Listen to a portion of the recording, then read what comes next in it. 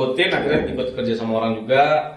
Nah setelah lulus kuliah itu baru mulai untuk bisnis sendiri, tapi masih gaya-gaya internet marketer lah. Ya. Kita bikin produk sedikit, habis itu kita iklanin. Kalau misalkan produknya bagus, kita bikin lagi yang banyak. Nah, bentar-bentar, ini menarik nih. Gaya-gaya internet marketer.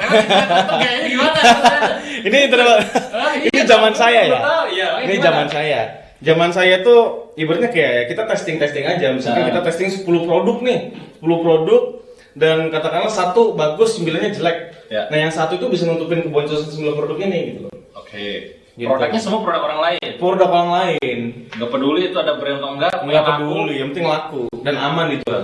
Oke. Dan itu works dulu. Harus bos dulu. Maksudnya? Dan sekarang?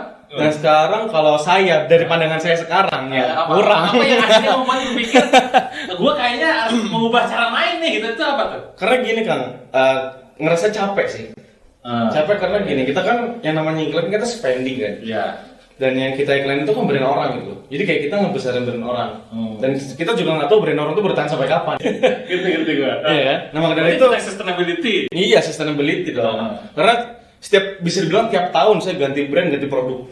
Tiap tahun. Dari 2016 tuh sampai 2020 saya ganti-ganti produk sama ganti-ganti brand terus.